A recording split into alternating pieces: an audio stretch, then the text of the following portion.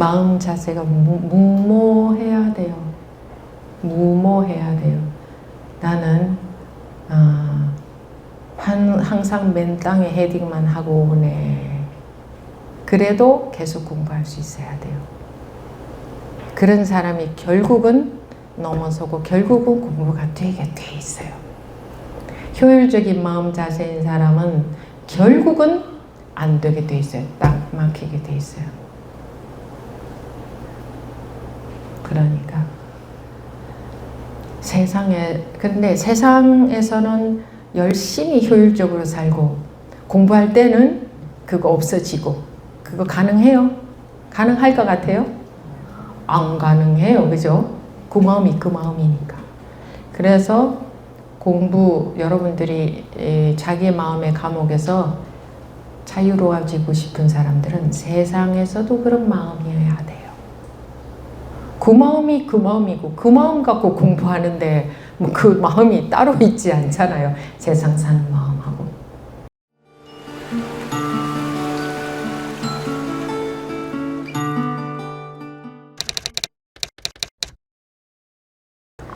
지금부터 2024년 제2분기 가행정진 둘째 날 6월 29일 오후 첫째 시간 법회 시작하겠습니다.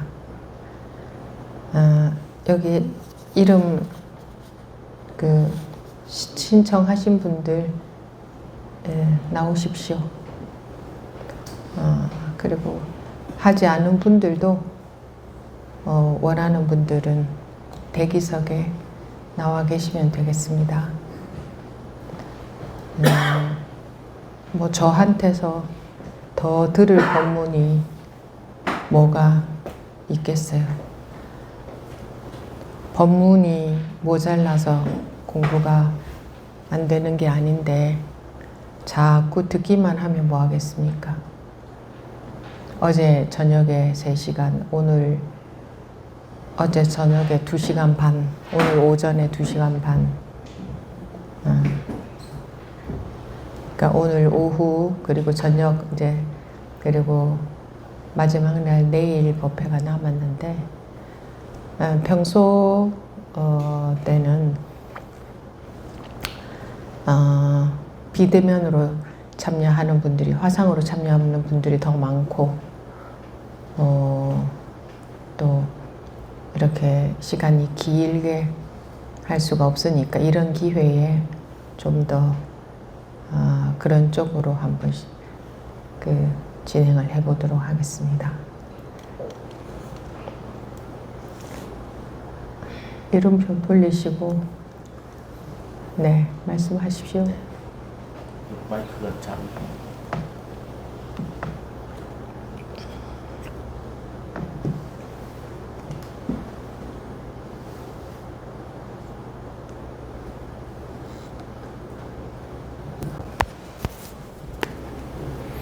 네, 오성입니다. 네. 저한테는 평상심이 도다 요게 가장 생각도 많이 나고 계속 되뇌어지는 법문입니다. 그런데 저번 2023년 4분기 가행정진 때도 제가 나와서 스님께 한번 여쭸던 부분이 있는데요. 스님이 법문 중에 평상심이 도다 이런 걸 갖고 있기 때문에 법이 들어오지 않는다 이런 말씀을 하셔갖고 제가 그거에 대해서 질문을 드렸었습니다. 그때 이제 스님께서 가장 많이 그때 기억이 남는 거는 부처님이 앞에 계시면 편하냐 안 편하냐 그걸 물으셨습니다. 근데 저도 처음에는 편하다고 답변을 드렸었는데 결국은 불편하더라고요. 그래서 스님이 하신 말씀을 듣고 제가 그때는 충분히 납득이 간다 이렇게 느꼈었습니다. 그런데 그렇게 이제 지내오고 있는 도중에 오늘 법문을 듣고 다시 또 여쭙고 싶은 것이 생각이 나서 이렇게 손을 들게 됐습니다. 그것은 뭐냐 하면 스님이 그런 것들 다 갖고 있는 것들 다 썩은 동아줄 똥덩어리 이렇게 얘기한 것 얘기하셨을 때는 제가 끄덕끄덕 그렇지 이렇게 하고 있었는데 이제 또 지나다가 아장아장 걷지도 않고 그런 썩은 동아줄도 없으면 어떻게 건너가느냐 또 이 말에 제가 걸리는 겁니다. 그래서 제가 점심 먹으면서 계속 드는 생각이 그런 평상심이 도다. 이게 지금 제 생각으로는 분명히 똥덩어리고 견해인데 또 이게 없으면 어떻게 건너가지? 이런 생각과 굉장히 지금 좀 복잡해졌습니다. 그래서 그거에 대해서 한번 말씀을 드려야 될 것 같아서 그래서 손을 들었습니다. 그렇게 말로 끼워 맞추면 아무것도 맞아 들어가지 않아요. 법부님은 지금 말로만 맞추고 있다는 거 아시겠어요? 처음에 그 가행전지 때 그러면 계획에 불성이 있습니까? 하면 앞에서 물은 사람한테는 불성이 있다. 그 다음 묻는 사람한테는 없다. 이렇게 말한 것은 어떻게 되는 거예요? 그럴 수도 있다고 생각했었습니다. 그 말씀을 처음 들었을 때. 그건 자기 생각이지. 네. 법부님은 생각 말고 계획에 불성이 있다는 말이 맞아요? 없다는 말이 맞아요? 그 말하는 사람에 따라 다르게 대답할 그러니까 것 같습니다. 말하는 사람에 따라 다르게 대답하면 안 되는 거잖아. 법부님 식으로라면. 다르게 대답해야 될 것 같습니다. 그럼 병에 따라 다르게 약을 준 거지. 네. 마찬가지죠. 법부님한테 법부님이 들은 말들도 병에 따라 맞춰서 약을 준 건데 두통약이 맞는 줄 알았더니 무좀약도 맞는 것 같고 무좀약이 맞는 줄 알았더니 두통약도 맞는 것 같고 어떻게 맞는 거냐. 계획에 불성이 있다는 말이 맞느냐 없다는 말이 맞느냐. 그거하고 지금 법부님 묻고 있는 것 같잖아요. 스님 말씀을 들으면 그런 것 같은데 제가 나오기 전까지는 이걸 여쭤봐서 내 상 지금은 어떤데? 지금은 다르게 말씀하시는 게 맞는 것 같습니다. 그 병에 따라 약을 주는 거예요. 네. 맞는 말은 없어요. 네. 맞는 법문은 없어요. 법문은 말로 하는 거잖아. 네. 맞는 건 없어요. 약이 맞는 약이 어디 있어요? 약과 마찬가지예요. 맞는 약 있어요? 없습니다. 틀린 약 있어요? 맞는 약, 틀린 약 이런 거 있어요? 없습니다. 법부님이 두통에 진통제를 먹으면 두통에 두통약을 먹으면 맞다고 하겠지. 네. 근데 두통에 뭐 소화제를 먹으면 안 맞는 게 되지. 소화제는 안 네. 맞는 약이 되네. 네. 그런데 소화불량의 소화제를 먹으면 또 맞는 약이 되네. 네. 소화불량의 두통약을 먹으면 안 맞는 약이 되네. 네. 그럼 진통제나 소화제가 맞는 약이 되기도 했다가 틀린 약이 되기도 했다가 그러네. 네. 맞는 약이 어디 있고 틀린 약이 어디 있어. 병에 따라 그 병을 낫게 하는 게 약이지. 네. 그럼 법문도 전부 약이죠. 네. 그럼 계획에 불성이 있다고 한 것도 계획에 불성이 없다고 한 것도 그 상대방의 병을 낫게 하기 위해서 그 병에 따라 약을 쓴 거지. 네. 법부님이 지금 한 얘기들도 전부 그런 거지. 네. 그래서 저는 이제 더 궁금한 거는 이제 스님 말씀을 듣다가 드는 생각은 그럼 과연 저에게 맞는 약은 무엇인가 그게 궁금해졌습니다. 과연 자기에게 맞는 약은 무엇인가? 이겁니다. 이겁니다. 법부님한테 맞는 약은 모르겠죠. 네. 모르는 게 좋습니다. 아, 네. 이렇게 되면 분별이 되는 거지. 우리는 분별이 됐을 때 좋아서 눈이 반짝하죠. 네. 그죠? 네. 분별이 됐을 때 다 좋아해요. 아, 예. 이럴 때 좋죠. 네. 그럼 분별이 된다는 거지. 네. 분별되는 게 약이겠어요? 아닙니다. 그냥 분별심만 만족시키는 거지. 네. 그죠? 네. 우리 분별심 만족시키면 좋아해요. 그 여러분들 분별심 만족시키는 거 굉장히 좋아하거든요, 사람들이. 네? 네. 시시비비 하는 거 굉장히 좋아해요. 그래요, 안 그래요? 그렇습니다. 어떤 게 오라? 여기 목숨까지도 걸잖아요, 사람들이. 네. 또는 굳이 옳다 그르다고까지 나누지 않아도 이래 저래 또는 자기가 알고 있는 것 굉장히 중요시 하잖아요. 네. 법원님이 알고 있는 것 틀렸다 하면 굉장히 기분 나빠하잖아요.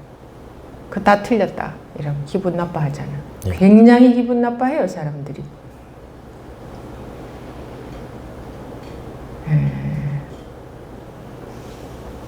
그러니까 다들 어디에 무엇을 그토록 중요하다고 붙들고 있느냐. 이론, 알고 있는 내용. 말하자면 자기가 두통약이 약인 것 같으면 그 두통약이 약이다 하고 붙들고 있고, 소화제가 약인 것 같으면 소화제를 약이다 하고 붙들고 있단 말이에요. 그 사람들은 그래요. 평상심이 도다. 네, 이거 붙들고 있고. 네.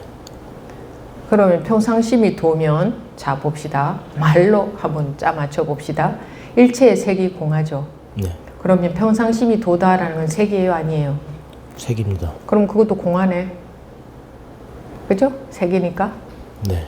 근데 평상심이 도다 하면 그런 의미에서 보니까 평상심이 도다 하는 것도 공한데 평상심이 도다 하는 말이 맞아요, 틀려요? 틀립니다. 뭐 틀리다고 해도 그 말도 공하네.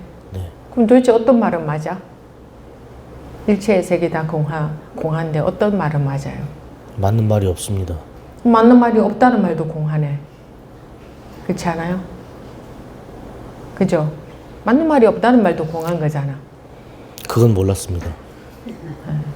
그러니까 말로 그렇게 들어가면 안 되는 거예요. 그냥 약을 쓰는 거예요. 그 병이 낫게 하기 위해서. 맞는 법문은 없어요, 이 세상에. 누가 한 법문도 맞는 법문은 없어요. 약국에 가서 맞는 약 하나만 골라보세요. 약사님한테 제일 맞는 약 하나만 줘보세요, 해보세요. 줄 수 있나? 그 병 걸린 사람한테는 그 약이 맞는 거지. 그럼 그 약국에 있는 약 중에 틀린 약이 있어요? 있어요, 없어요? 없습니다. 맞는 약 고를 수 있어요? 병 없는 사람한테 거기 있는 약들 필요해요? 모든 병이 있는 사람한테는 거기 있는 모든 약이 필요하겠죠. 그럼 어떤 게 맞는 약이고 어떤 게 틀린 약이에요? 맞는 약이 없습니다. 그러니까 맞는 약 고를 수 없어. 맞는 법문은 고를 수가 없어요. 병에 따라 치유하는 법문이 그때 그 병을 치유한 것뿐이지 맞는 법문은 없어요. 이런 얘기는 많이 했었는데. 네. 그러니까 그런 식으로 말로 앞뒤 끼워 맞추면 하나도 안 맞아 들어가요. 아마 절반일 거예요. 평상심이 도다 하는 법문 절반, 평상심이 도가 아니다, 도 그런 거 없다 하는 법문이 절반. 그럴 거예요. 네. 도가 있다는 법문이 절반, 도가 없다는 법문이 절반일걸요? 네. 그럴 거예요. 그럼 뭐 그런 식으로 스님 그러면 도가 있다는 게 맞아요? 없다는 게 맞아요? 이런 식으로 들어가면 내가 분별할 수 있는 대답을 스님도 분별해서 답을 주세요. 이렇게 묻는 것밖에 안 돼. 네. 네, 여러분들이 그럴 것을 답으로 여기지 않잖아요. 네. 그죠? 분별을 벗어나는 게 여러분들이 원하는 거지. 네. 또 분별을 벗어나기 위해서 분별의 약을 쓰는 이유는 분별을 하기 위해서 약을 쓰는 거지, 분별로서 답을 얻게 하기 위해서 약을 쓰는 게 아니거든요. 네. 그래서 제가 여러 번 말씀드렸지만 그 독참하는 영상 같은 거 여러분들이 보시면 뭐 스님이 몸과 마음이 내가 아니라고 했잖아요. 이러면 난 대답을 안 해요. 네, 계속 얘기해 보세요. 무슨 얘기를 하려고 하는가 한번 봅시다 하고 보는 거지. 그리고 무슨 얘기를 하려고 하는 거구나, 그걸 보는 거지. 몸과 마음이 내가 아니다. 맞아요? 아닙니다. 몸과 마음이 자기가 아니면 먹기는 왜 먹고 자기는 왜 자고, 자기 마음 공부는 왜 해? 그 몸과 마음이 자기가 아니면 뭐가 자기야? 뭐가 자기야? 빨리 대답해 보세요. 대답 못합니다. 그러니까 난 몸과 마음이 내가 아니다고 한 적이 없어요. 몸과 마음이 당신이 맞다고 한 적도 없어요. 그거 둘 다 그냥 방편으로 쓰는 약일 뿐이에요. 어떤 병이 낫게 하기 위해서, 낫게 하기 위해서. 아르마리에 알매 빠져 있는 그 알매 오류가 드러나게 하기 위해서 그런 약을, 즉 방편을 쓴 것뿐이에요. 근데 스님이 몸과 마음이 내가 아니라고 했잖아요. 이러는 분들은 뭐냐, 그런 방편을 썼을 때 병이 나았다. 그럼 예를 들어 그게 약 중에서 두통약이라 칩시다. 그럼 두통약을 먹고 두통이 나았다. 그럼 스님, 두통약이 약이라고 했잖아요. 두통약이 맞는 약이라고 했잖아요. 이렇게 저한테 묻는 것 같아요. 그 두통약이 들었던 이유는 그 사람이 두통이었기 때문에 두통약을 먹였을 때 나은 거지. 약국에 가서 우리 스님이 두통약이 좋은 약이라던데요. 이렇게 하면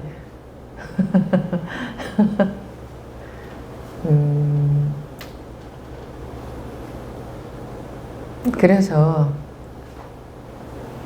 양날의 칼을 쓴다, 멋있게 말하면 그렇게 말할 수도 있겠고, 없다는 데에 빠져 있는 사람은 한 대 패야 돼. 그러면 없으면은 때려도 안 아파야지. 아프다고 아예 하는 건 뭐냐. 그러면 그 있다는 데에 빠져 있는 사람한테는 있는 거 하나라도 정확하게 내놔봐라 해야 돼.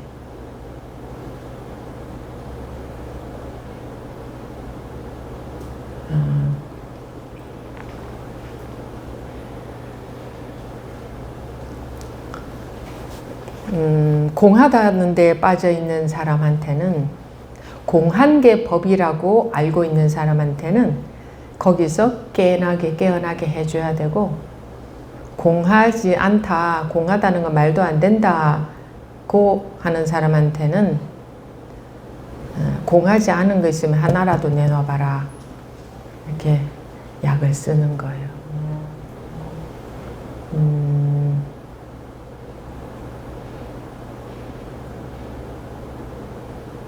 항상 법문을 들을 때 이 자리에서 깨우치게 하기 위해서, 법회라는 거는 이 자리에서 깨우치게 하기 위해서 법회를 하는 거거든. 여러분들이 들어서 짐이라고 법회를 하는 게 아니에요. 법문을 하는 게 들어서 짐이고 가라고 하는 게 아니라 그 순간에 깨우치게 하기 위해서 법문을 하는 거거든요. 그런데 제가 그랬죠. 깨우치지 못했으면 저게 무슨 말일까? 왜 가지고 있는, 지니고 있는, 알고 있는 법 때문에 지금의 법문이 안 들어온다고 했는데, 지금 깨우치지 못한다고 했는데, 또 어떨 때는 법문을 열심히 들으라고 하고, 저기 뭐가 있는데 저게 무슨 얘기지 하고 이제 궁금해지는 거지. 궁금해져야 돼요. 궁금해져서 그게 자기한테서 자기가 분별이 깨짐으로써 자기한테서 확연해져야 되는 거지. 이해가 되어서도 안 돼요. 짜 맞춰서 안 돼요. 그런 거는 저한테 물어도 소용없어요. 법부님이 분별로 묻고 내가 분별로 얘기해봤자 아무 소용이 없어요. 이해가 되어봤자. 됐어요? 됐습니다. 더 하고 싶은 말 없어요? 이제 충분해요? 대답이? 대답 그건 다 됐고 또 나온 이유 중에 하나를 또 말씀을 드리면 제가 이 스님 말씀대로 근데 네. 방금 굉장히 중요한 대화를 나눴는데 대답은 됐고 또 이 다른 뭐 한 가지 말씀들 됐다고는 말씀 안 드렸습니다, 스님. 아니 네. 뭐라고 말을 했든 간에 네. 거기서 확연해지면 두 번째 나온 이제 할 말 없어졌습니다. 됐습니다. 이렇게 된 게 아니라 그러니까 법부님은 말로 질문하고 나는 법부님이 분별해서 벗어나기를 바라고 자기는 내 말을 또 말로만 듣고 분별로만 듣고 끝나버리면 나는 얘기한 보람이 없고 이건 이렇고 이렇고 이래서 그렇습니다 라고 내가 법부님한테 설명을 하려고 한 걸까요? 아닙니다. 근데 왜 설명으로만 들으세요? 저도 모르게 나오는 것 같습니다. 아니 왜 설명으로만 듣느냐 이거예요. 저는 법부님이 예를 들어서 굶고 계신다고 하면 이거 먹으면 끼니가 되겠다 싶어서 이게 드리고 싶은데 이걸 법부님은 네 그거 먹으면 배가 불러지지요. 이제 알았습니다. 이러고 이거는 안 받아가는 거예요. 자기는 그냥 여전히 굶어야 되잖아. 그러니까 왜 머리로만 듣느냐 그거죠. 왜 머리로만 듣느냐 그거죠.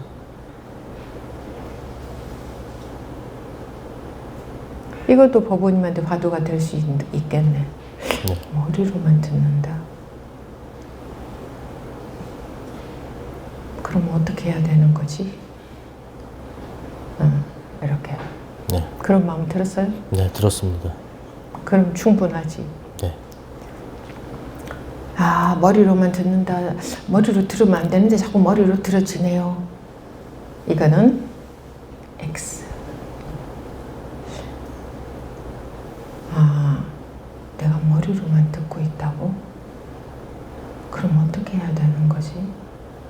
실제로 궁금해야지. 실제가 해결이 안 됐으니까 실제 어떻게 해야 되는 거지? 이게 궁금해야지. 내가 머리로 듣고 있는데 어떻게 하면 머리로 안 들어야 된다고 스님이 머리로 듣는다고 했는데 그게 잘 안 되네요. 이건 그냥 계속 머리만 빙글빙글 돌아가고 있는 거거든. 근데 여러분들이 그렇게 받아들이더라고요. 머리로 들으면 안 된다고 했는데요. 저는 머리로 들으면 이게 머리만 뱅글뱅글 계속 돌아가고 있는 거. 이게 마음으로 안 들어. 예를 들어서 여러분들이 귀한 자녀를 잃어버렸는데 제가 어떤 소스를 드린다 그러면은 바로 찾아 나서 봐야지. 실제로 찾아 나설 거 아니에요. 자녀를 잃어버렸다. 그런데 네 스님이 거기에 있다고 힌트를 주셨고 거기에 찾아가 보면 있다고 했는데 제가 자꾸 안 찾아가고 있네요. 그렇게만 하고 있는 거야. 진짜 자녀를 잃어버렸다면 당장 찾아가 볼 거 아니에요. 근데 당장 찾아가려니 듣긴 들었는데 어디로 가야 될지 모르겠다. 그럼 얼마나 궁금하겠어요.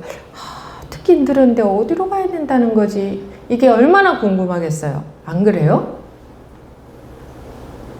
근데 별로 마음으로 안 궁금해. 그냥 그렇게 해야 된다는데 저는 자꾸 머리로만 하고 있네요.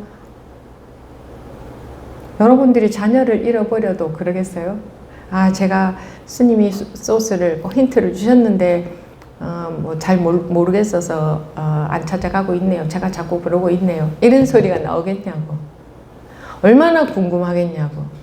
힌트는 들었는데 저게 무슨 말일까? 어디에 있다는 얘기일까? 너무 골똘히 궁금하지 않겠어요? 안 그래요? 궁금합니다. 근데 네. 그럼 듣고 넘겨버리냐 이거예요. 제가 이런 말씀 많이 드렸죠, 그죠? 왜 그냥 뭐 말로 듣고 넘겨버리냐 이거예요. 왜 말로 듣고 넘겨버리냐. 말로 듣고 넘겨버리면 뭐 이것저것 100번, 1000번 물으면 뭐예요? 전부 말로 듣고 넘길 건데.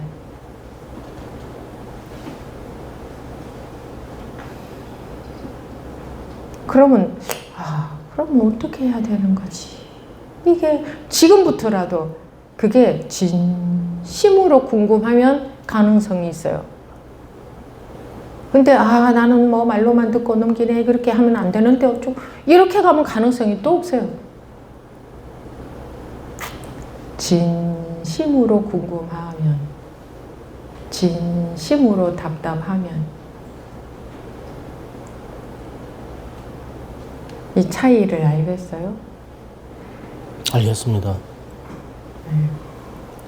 말씀하세요. 네. 또 한 가지 말씀하세요. 그 말씀드리려고 했던 것은 제가 그 스님 말씀대로 이렇게 그 평상심이 돋아 이게 반이 머릿속에 쌓이고 마이크 조금 가까이. 네, 썩은 동아줄도 잡고 가야 강을 건널 수 있다. 이게 계속 머릿속에서 둘이 싸우고 있어서 썩은 동아줄을 잡고는 못 건너가. 그죠? 뚝 끊어져 버리잖아. 근데 썩은 동아줄인 줄 모르니까 잡고 있겠죠? 그죠? 네.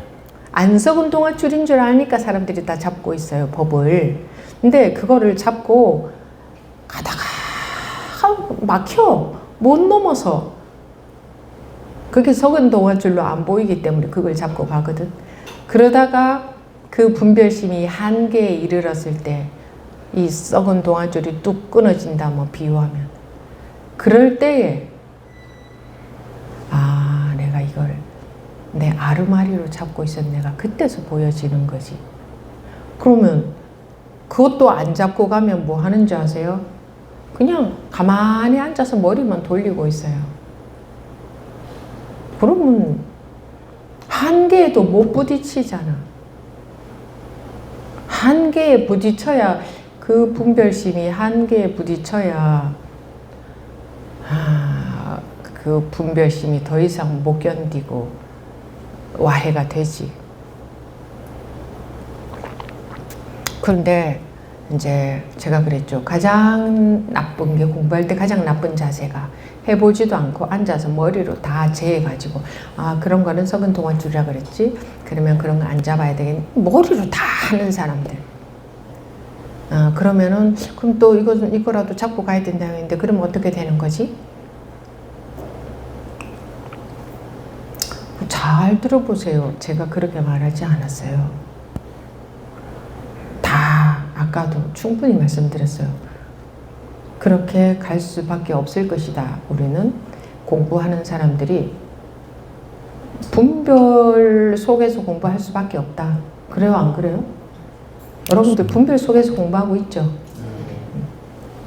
그럴 수밖에 없잖아요. 다른 방법 있어요? 없어요. 어쩔 수가 없어요. 자기 분별심 속에서 법문 듣고 자기 식으로 받아들이고 썩은 동아줄인지도 모르고 그게 법인 줄 알고 자기 나름대로 열심히 잡고 가고 그럴 수밖에 없어요. 다르게 할 수 있는 게 없어요. 없어요. 법문 들을 때마다 바로 한마디 들으면 그 자리에서 뭐 동아줄을 잡기는커녕 바로 그 자리에서 듣기만 들으면 툭툭 깨우쳐버리고 이렇게 안 되잖아요. 그죠? 그러니까 어쩔 수 없이 잡고 가죠. 근데 잡았다 하면 썩은 거거든요. 그럼 이게 머리로 재는 사람 썩은 거야? 그럼 안 잡아야지. 이렇게 머리를 써요.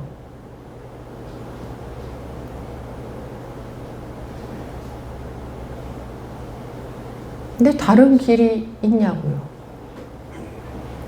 다른 길이 있어요? 그러면 한마디 하면 바로 그 자리에서 깨우쳐버리면 돼요. 까짓거 그런 잡을 필요도 없어요. 동아줄 같은 거. 그러면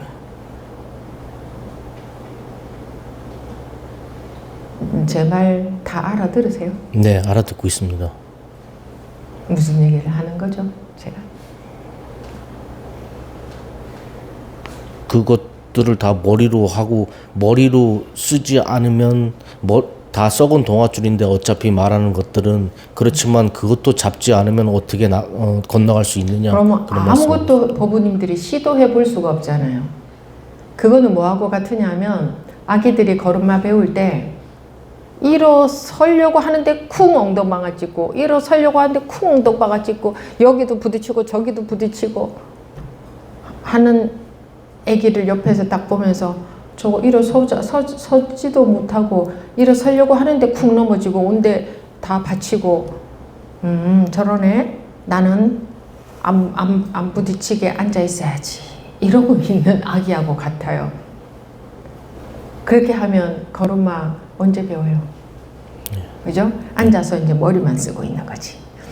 저렇게 하니까 부딪히네. 아, 저것도 아니네. 저렇게 일어서도 안 되네. 요렇게 일어서도 안 되네. 저걸 잡아서도 안 되네. 저기에 힘을 줘도 넘어지네. 앉아서 다 그러고 있다. 그러면은 그러다가 이 아기가 넘어졌다 일어섰다 뭐 하는 걸 반복하다가 겨우 한번 제대로 탁 일어섰어. 그걸 봤어.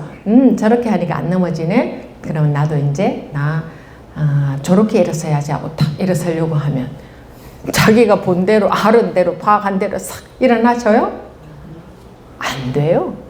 어차피 자기도 엉덩이 들다가 또 넘어져요. 그러면 나 다 알고 있는데 왜 안 되지? 난 스님 법문 다 알아듣는데 왜 안 되지? 이렇게 머리만 쓰는 거거든. 나는 제가 왜 넘어지는지도 다 알고 있고 어떻게 하면 안 넘어지는지도 다 알고 있는데 왜 내가 자꾸 넘어지고 안 일어나지지? 이러더라고요. 나 알고 있는데 안 된다 이러는 사람들. 그거 머리만 쓰는 대표적인 케이스지. 알고 있는데 안 된다. 네, 우리는 경제적으로, 합리적으로 공부하고 싶어. 손해 안 보고 최소한의 손해로 최대한의 이익을 얻고 싶어. 그래서 머리를 써요. 이 공부할 때도 머리를 써요. 최소한의 손해를 보고 최대한의 이익을 얻으려고 머리를 써요. 법문 들으면서도 전부 머리만 써요. 그래서 이거 썩은 동안줄이라 그랬지? 그러면 안 잡아야지? 이렇게 머리를 쓰는 거예요.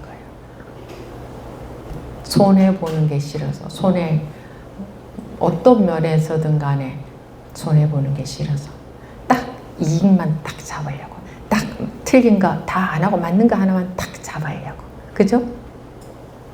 제일 빨리 최소한의 노력으로 최대 결과를 딱 얻으려고. 세상에서의 일은 그렇게 머리를 쓰면 좀 더 그런 결과가 있을 수 있지만 이 공부는 그런 식으로 접근해서는 불가능합니다. 아예 불가능합니다. 물론 아이들이 걸음마 배우는 것도요. 잘 살펴보고 쟤는 저렇게 하니까 넘어지는구나. 저렇게 하니까 많이 다치는구나. 잘 보고 관찰해서 그 노하우를 가지고 일어서면 좀 도움이 되죠. 일어서는데 좀 덜 넘어지는 데 도움이 될 수 있어요. 근데 이 공부는 절대로 그 법칙이 적용이 안 돼요. 왜? 분별과 상관없는 거예요, 공부는. 근데 잘 보고 그렇게 한다는 것은 잘 분별해가지고 잘 분별해서 안 넘어지려고 하는 거지. 결과적으로는 분별해서 끝난 거잖아요. 자기가 내린 결론도 분별이잖아요. 아니, 분별을 넘어서는 건데 분별 잘 해가지고 그게 되겠어요? 그러니까 그런 식으로는 이 공부는 되어질 수 없다는 거예요. 그러니까 오히려 무모한 마음이어야 돼요. 오히려 맨 땅에 헤딩한다고 하는 무모한 마음. 전혀 효율적이지 않은. 사람들 다 효율 좋아하잖아. 효율. 최소한의 투자로 최대한의 이익을 얻고 싶어서. 그래서 법문도 그렇게 듣잖아요. 잘 들어서 맞는 것만 딱 가지고 저렇게 내가 하려고. 그죠? 다 그렇게 들어요. 그렇게 들릴 수밖에 없어요.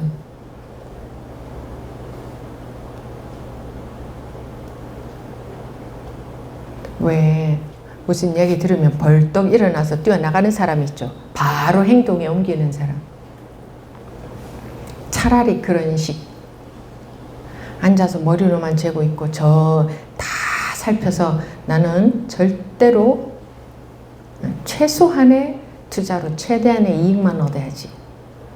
그런 마음 자세로 이 공부는 절대 안 돼요. 머리 쓰는 거하고 관련이 0이에요. 0. 이거는 완전 비효율적인 자세로 공부해야 돼요. 완전히 비효율적으로. 근데 우리는 다 효율 좋아하거든요. 그렇잖아요. 우리 세상살이가 그런 방식으로 살아왔기 때문에 최대한 적게 자 보자. 예를 들어서 저 현장에 가는 거하고 화상으로 참여하는 거하고 이게 가장 내가 노력 적게 하고 가장 뭔가 투자를 적게 하고 할 수 있는 거. 그런 마음 자세 자체가 벌써 재는 거기 때문에 이 공부하고는 아예 반대 방향으로 가는 거예요. 아예. 뭐 예를 들어서 현장에 가든 화상으로 참여하든 어느 게 더 좋지 이런 생각 자체가 관심이 없어야 돼요. 할 수 있는 거 그냥 하고 봐야 돼요. 그런 마음 자세해야 돼요. 그러면 이거 효율성은 아주 낮게 돼요. 그게 뭐냐면 계산하지 않는, 재지 않는 무조건적인 마음 자세예요. 그럼 무조건적 조건이 없어. 그럼 뭐 법문도 조건 없이 듣겠죠. 근데 자기가 조건이 있어, 재고 있어. 그럼 법문도 조건적으로 들리. 그럴 수밖에 없단 말이에요. 그럴 수밖에. 그 사람 마음이 뭐 그냥 똑같지. 그래서 잘 그랬잖아요. 무언가 1을 투자했는데 1을 투자해서 100을 얻고 싶은 게 여러분들 마음이잖아요. 그러니까 은연중에 계산이 돌아가잖아요. 갔더니 이런 이익이 있더라 하면 다음에 또 가. 근데 갔는데 이익이 하나도 없더라 그럼 다음에 안 가. 그죠? 또 공부는 그렇게 하면 안 돼요. 갔는데 이익이 제로더라. 그래도 다음에 또 가. 갔는데 또 이익이 제로더라. 그 다음에 또 가.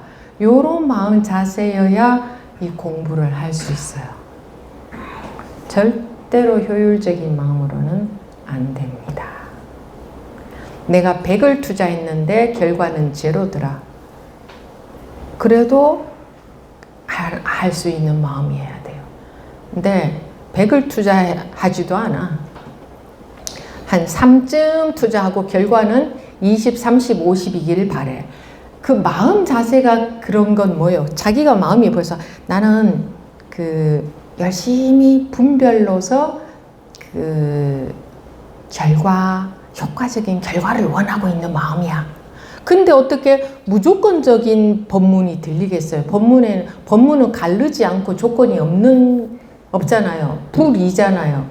근데 어떻게 그 불이법이 들리겠어요? 자기한테 와서는 효율적으로 변질이 돼서 들어오지. 요렇게 하라는 거구나. 이렇게. 그게 변질이 돼서 들어온다고 자꾸 자기한테. 무모한 법문은 아주 무모해요. 법문은 완전히 무모해요. 그 무모한 법문이 그대로 안 들어와요. 내가 효과를 좋아하기 때문에 효과적으로 변질돼서 내가 받아들여요. 법문은 무모해요. 일체의 색이 그대로 공이다. 이거보다 더 무모한 소리가 어디 있어요? 어디 있어요? 근데 자기식으로 효율적으로 싹 변질이 돼서 내용이 들어와. 그럼 엉뚱한 걸 법으로 여기고 있는 거예요.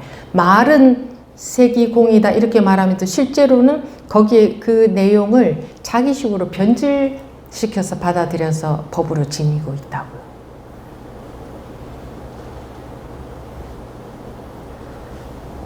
여러분들 공부에 대한 마음 자세가 몇 시까지죠? 4시 반? 맞아요? 공부에 대한 마음 자세가 무모해요? 자기가 무모한 분 손 들어보세요. 네, 손 내리세요. 무모해야 돼요. 근데 다 효과, 효율, 그죠? 네. 효율. 아무리 공부해도 결과가 제로다. 그러면 할 사람 아무도 없잖아요. 얼만큼 이익이 있느냐, 얼만큼 공부가 되는 것 같으냐, 전부 계산밖에 없어요. 100을 투자했는데 결과가 제로여도 그냥 하는 마음 자세여야 그 마음 자세 때문에 공부가 되는 거예요. 그 마음 자세가 그런 사람은 무조건적이거든. 좀 다르게 표현하면 무모해. 예를 들어서 제가 옛날에 그 얘기 했잖아요. 법회에 직접 가려면 차를 운전해서 몇 시간을 가야 되는데 그거 며칠 있으면 녹화본이 나와. 그 녹화본 보면 되고 또 며칠 있으면 또 그 다음 법회를 또 해. 그 다음 법회 가도 돼. 그런데 지금은 법회 끝날 시간이 내가 몇 시간 운전해서 아무리 열심히 가도 법회 딱 끝날 시간에 도달하겠어. 그러면 법회라는 게 정확하게 몇 시, 몇 분, 몇 초에 딱 끝나는 거 아니잖아요. 어떨 때는 5분, 10분 짧을 때도 있고 어떨 때 5분, 10분 길어질 때도 있잖아요. 그러면 내가 갔을 때 이미 끝나버렸어. 이럴 확률이 조금 더 많았던가? 반반이었던가? 시간이 그랬어요. 운전해 가는데 아주 초보 때였거든요, 운전. 그러니까 그것도 큰 차도 아니었어요, 그때. 근데 고속도로를 한 서너 시간을 운전해 갔을 건데 고속도로 아마 그렇게 장거리는 처음 갔을 거예요. 그러니까 그냥 무조건 간 거예요. 아니 녹화본도 나오는데 며칠 있으면 그 다음 법회 또 해 며칠 있으면. 근데 그렇게 가야 될까요? 가면 딱 끝났을 수도 있는 시간인데. 그러면 대부분 사람들은 안 가지 않을까? 그런데 갈 사람 손 들어보세요. 그런 상황에서도 갈 사람. 아무도 없네요. 안 무모한 거예요. 효과적으로 공부하는 거. 효과적인 거는 뭐예요? 분별심으로.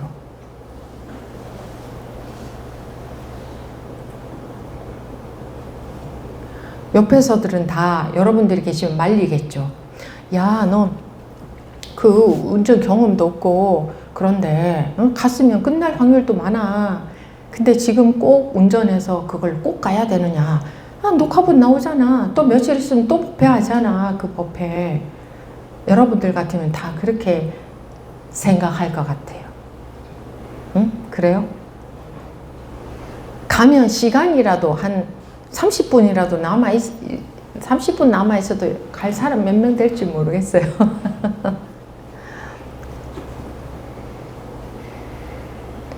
그때에 꼭 그 법문을 들어야 돼서 가겠어요? 그때에, 그러니까 공부하는 사람의 마음 자세잖아요. 그러니까 그런 마음 자세면 항상 그런 마음 자세겠지. 그죠? 그러면 효과, 뭐 경제적인 거, 뭐 결과 원하고 뭐 이런 거, 그게 아니라 그냥 무조건적으로 할 것 아니에요? 그게 최우선일 것 아니에요? 법문도 그 조건 없이 그렇게 뛰어가는 마음이면 법문도 무조건적으로 받아들일 거 아니에요? 무조건적으로, 그죠? 그럼 자기식으로 바뀌지 않을 거 아니에요? 죄는 마음이 없고, 아, 내가 지금 여기에 간다고 공부가 조금 더 도움이 될까? 그런 생각하면 안 가지. 더 도움이 될까? 여러분들 공부에 도움이 된다는 소리 참 흔하게들 하시는데 그거 별로 좋은 얘기가 아니에요. 그게 어떤 사고방식에서 그런 말이 나오는가를 보면 그거는 바람직하지 못한 얘기예요. 공부에 도움이 되고 안 되고 그게 벌써 재고 있는 마음에서 그런 게 나오는 거거든요.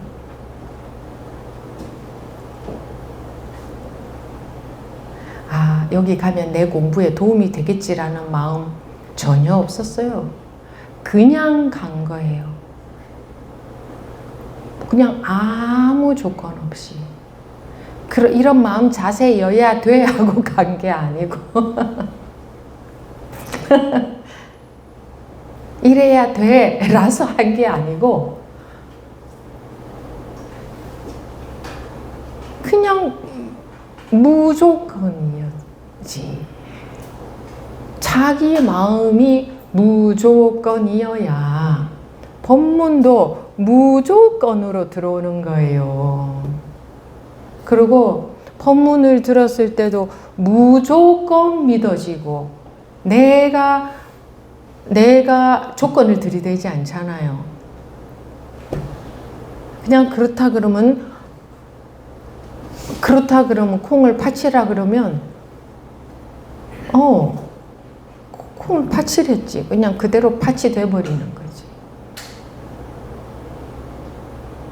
그런 걸 다른 말로 하면 믿음 이렇게 말할 수도 있겠죠. 근데 법우님들 보면 전부 조건적이에요. 이제 세상에서 분별 세상에서 살듯이 딱 뭐랄까 딱 계산해서 딱 계산 예를 들어서 출가하는 것도 그거 무조건적인 거잖아, 그죠? 조건이 하나라도 있으면 출가할 수 있겠어요? 이유가 하나라도 있으면 말이에요. 스님들한테 물어보세요. 이유 하나도 없는 스님, 나는 이유가 나를 막는 이유가 하나도 없었어, 이런 스님이 있는가? 무조건적이니까 출가했지 않겠어요? 물론 인간 세상에서 벌어지는 일은 또 그러지 않은 스님들도 있을 수는 있어요. 세상에서는 참 효율적으로 살려고 하잖아요, 사람들이. 그렇죠? 효율적으로 사는 게 잘 사는 것 같잖아요. 무모하게 살면 바보같이 사는 것 같잖아요, 그죠? 에이, 저 사람 바보같이 산다. 야, 너무 요즘 세상에 그렇게 바보같이 살지 마. 이러잖아요. 특히 요즘 세상에는 너 그렇게 살면 너만 바보같이 사는 거야. 이렇게. 그죠? 공부에 있어서는 그래야 돼요.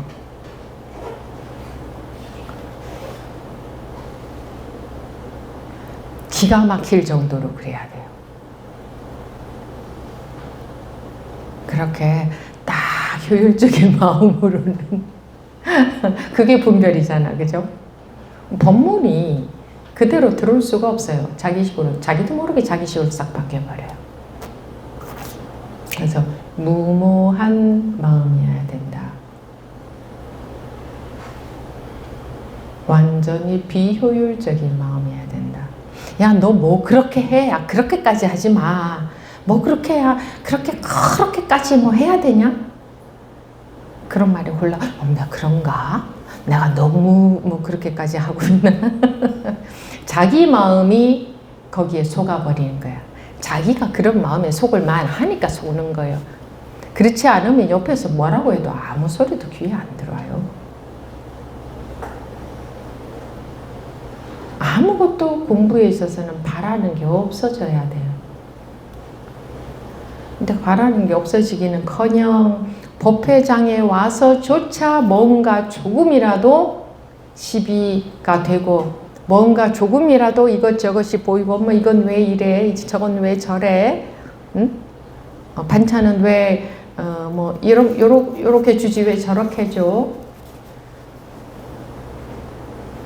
하다못해 그따위에 조차도 보인다는 것은 마음 자세가 전혀 안 돼 있는 거예요.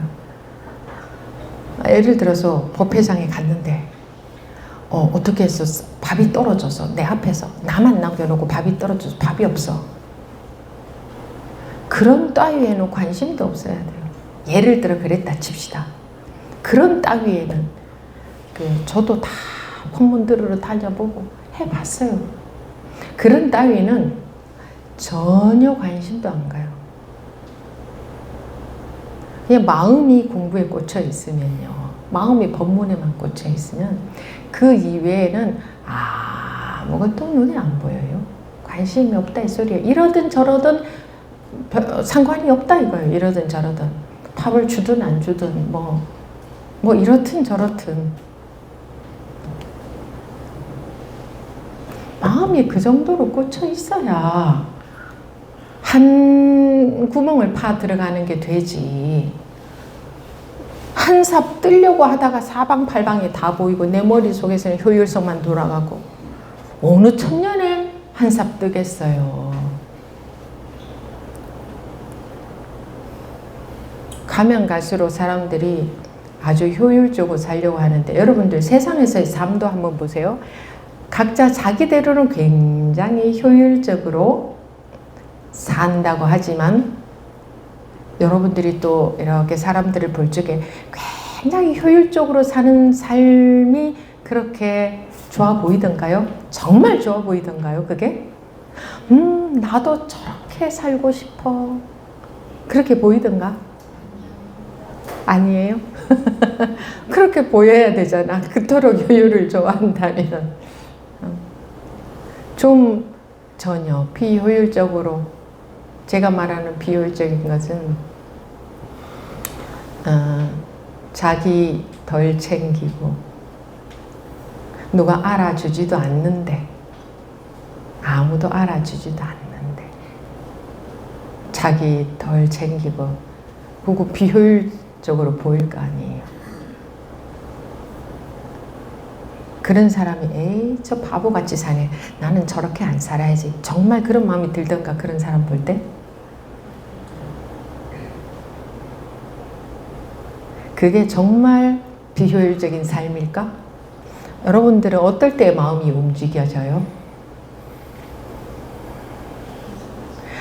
아주 효율적인 사람은 막 가슴이 뭉클하고 존경스럽고 나도 저렇게 살고 싶어요? 아니에요? 세상에서, 분별 세상에서도 사람들 마음은 그렇게 움직여요. 그죠? 그리고 보이지 않지만 보이지 않는다고 해서 없는 게 아니에요. 자기가 마음을 어떻게 쓰고 산 거는 하늘이 안다 이렇게 말하죠. 그거 아닐 것 같죠? 정말 하늘이 알아요. 세상에 아무도 몰라줘도 하늘이 다 알아요. 정확하게 다 알아요. 남이 알아주길 바랄 필요가 하나도 없어요. 내가 알기 전에 하늘이 더 먼저 알아요. 자기가 어떻게 마음을 쓰고 사느냐. 하물며 분별심의 차원에서 봐도 그런데 어떻게 분별로부터 벗어나는 공부를 하는 분들이 그 효율성을 못 놓고 효율적인 것을 원한다면 공부가 거꾸로 갈 수밖에 없어요. 공부가 될 수가 없어요. 그래서 안 되는 거예요. 제 말이 믿어지든 안 믿어지든 간에 그게 사실이에요. 공부는 안 되어질 수밖에 없어요. 에이, 난 그렇게 해도 되어지는 것 같은데 이렇게 느껴도 가보세요. 한계 딱 부딪히지. 마음 자세가 무모해야 돼요. 무모해야 돼요. 나는 항상 맨 땅에 헤딩만 하고 오네. 그래도 계속 공부할 수 있어야 돼요. 그런 사람이 결국은 넘어서고 결국은 공부가 되게 돼 있어요. 효율적인 마음 자세인 사람은 결국은 안 되게 돼 있어요. 딱 막히게 돼 있어요. 그러니까 근데 세상에서는 열심히 효율적으로 살고 공부할 때는 그거 없어지고 그거 가능해요? 가능할 것 같아요? 안 가능해요. 그죠? 그 마음이 그 마음이니까. 그래서 공부 여러분들이 자기 마음의 감옥에서 자유로워지고 싶은 사람들은 세상에서도 그런 마음이어야 돼요. 그 마음이 그 마음이고 그 마음 갖고 공부하는데 뭐 그 마음이 따로 있지 않잖아요. 세상 사는 마음하고. 아니 스님이 무슨 얘기를 하는 거야. 이런 세상 속에 살면서 효율성을 따지지 말고 살라니. 그렇지 않으면 공부는 안 돼요. 자기 마음의 감옥에서 못 벗어나요. 하물며 맨 끝에 가서는 내 목숨조차도 비효율적으로 내놔야 되는데 내 마음에서. 다른 것은 말하면 뭐 하겠어요.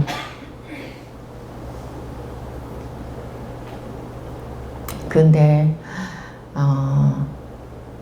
이렇게 해보니까 좋더라. 이렇게 해보니까 도움되더라. 이거 전부 효율적인 차원에서 하는 말씀들이거든요. 이런 게 도움이 되더라. 이런 게 좋더라. 이렇게 하니까 더 좋더라.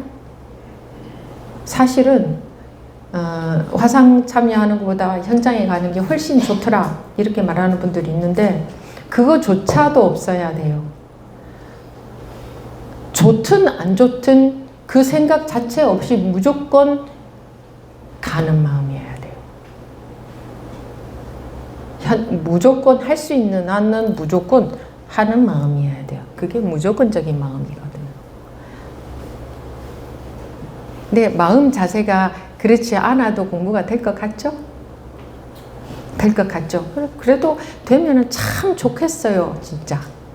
근데 벌써 자기 마음속에서 그게 계산하는 심리잖아요. 그게 경중을 따리고 더 효과적이고 더 이익을 따지는 마음이거든요. 근데 어떻게 그 분별을 넘어서는 불의의 법문이 들어오겠어요. 자기식으로 바뀌어져서 자기식으로 들어와서 자기식으로 하고 있지. 그래서 스님 저는 그런 삶은 싫어요. 난 내 식으로 계산하고 살 거예요. 효과적으로. 이러는 분들은 그냥 그렇게 사시고 그런데 자기 마음의 감옥에서는 못 벗어나요. 안 돼요. 그게 감옥이거든. 그게. 근데 이 세상에 살아봤자 며칠을 더 산다고. 좀 며칠 더 내 계산대로 살아봤자 잘 따져보세요. 정말 그래서 얼마나 더 이익이 되는지. 별 차이 없겠구나. 눈 깜짝 사이 지나가는데 까짓것 이렇게 무상한데 뭐가 그렇게 효율적이라고.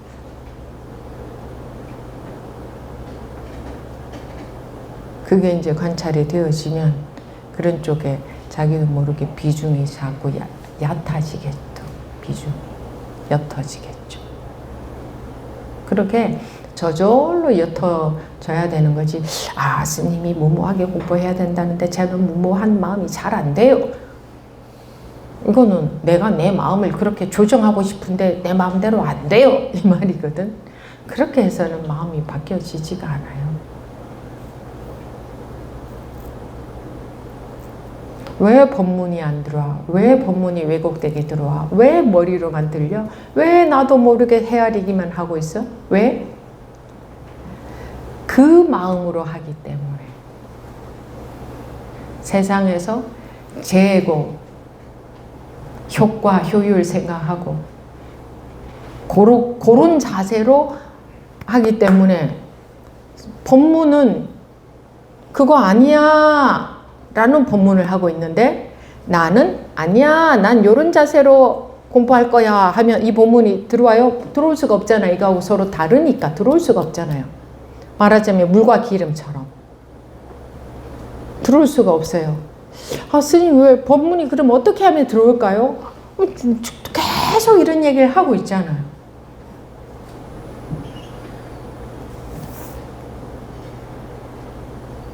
세상에서 사는 것하고 다르지 않아요. 스님 현실에서는 그래도 잘 먹고 잘 살아야 되잖아요.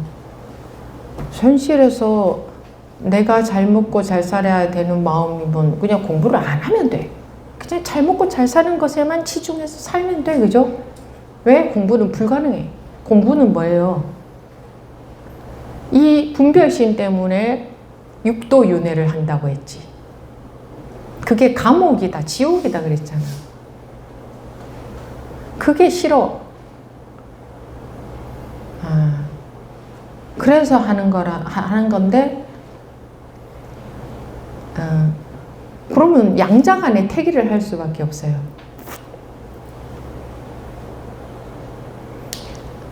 양쪽은 거머쥘 수가 없어요. 꿈 속에도 빠져 있고 꿈에서도 깨어나는 것은 불가능해요. 깨어나는 것을 원하든지 꿈 속에서 사는 걸 원하든지 둘 중에 하나밖에 할 수가 없잖아요. 그죠? 꿈에도 빠져 있고 꿈에서도 깨어나기도 하고 하는 거 가능해요? 어느 것을 원하느냐? 살면서 한번 보세요. 정말 그 꿈속에서 자기가 효율이라고 생각하고 있는 그게 진짜 효율적인 건지, 얼만큼 효율적인지, 그 효율이 없으면 얼만큼의 불이익이 닥치는지. 그래서 그런 사고방식이 있는 한 법문은 들어올 수가 없어요. 작아져가지고 그것도 왜곡이 돼서 들어와요. 그래서 자기식으로 엉뚱한 짓을 하고 있으면서 그것을 공부하고 있다 이렇게 착각하고 사는 거예요. 근데 너나 나나 할 것 없이 사실은 다 그렇게 하고 있거든. 그러니까 남들도 다 그렇게 하는 것 같으니 내가 그렇게 이렇게 하는 게 맞나 보다 자기도 모르게 그렇게 여기게 된다고.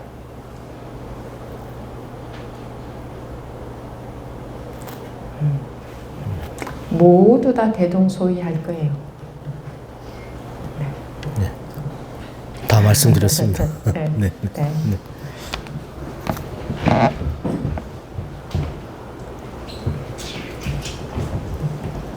잠깐만요. 4시 반까지니까 15분 쉬었다가 다시 시작하겠습니다. 3시 25분에 다시 시작하겠습니다.